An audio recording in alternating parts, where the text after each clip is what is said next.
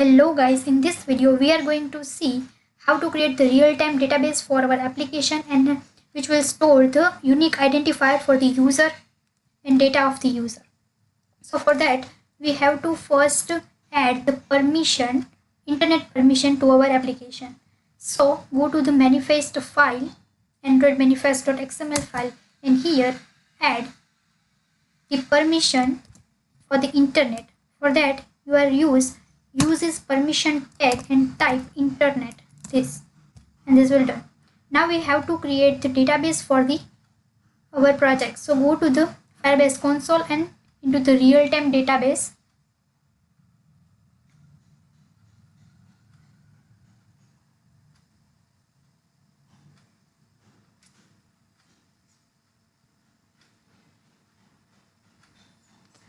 You can see here the create database option is available.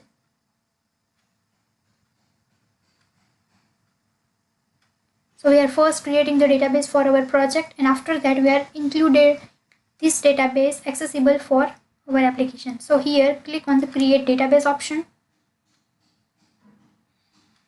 and here you can see the two options is available. First is the start in locked mode and second one is the start in test mode. Whenever you are using the start in locked mode, you cannot use your database read and write option for from your Android application. So we are choosing the start in test mode and click on the enable button. You can see the database is successfully created, and here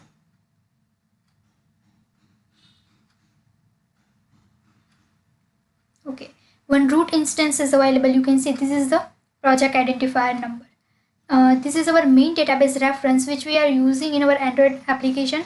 So after adding the internet permission, we need to add the database dependency into the app level module.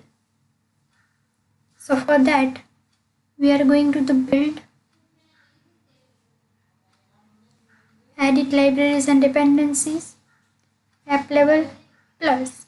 You can directly copy paste the dependency searching into the web, or you can search from here also. So com.google.firebase database. I am searching this dependency. You can see it will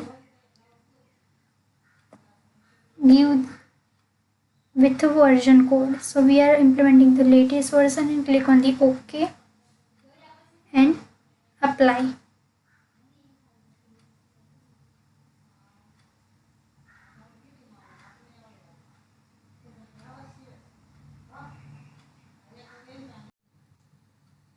You can see the Gradle building is run successfully. Inside the app level Gradle file, you can see the database dependency is added. Now go to the register activity and create one object for the database reference. I am giving it a name as a root reference, object of the database reference. And now inside the onCreate method, we have to initialize this root reference, database reference. So for that, we are creating the Firebase database dot get instance dot get reference. Now go to the create new account, and inside the successful task we have to get the current user ID by using the mauth dot current user dot UID, and then we are creating the child for the root reference, which is root reference dot child, and inside child we are giving the name as a user, and you here pass null, and here we are again creating the child as a current user ID, and then set the value for that column as a null. Now run the application and go to the Firebase console. we have to delete the user which for which we are creating the account earlier, because we update our code, so we cannot use these users. So delete the account for the user which we create earlier. Now go to the real-time database. Okay, our application is run successfully. Now we have to create the account for the user, and you can see the reflection here. So let's create the account again.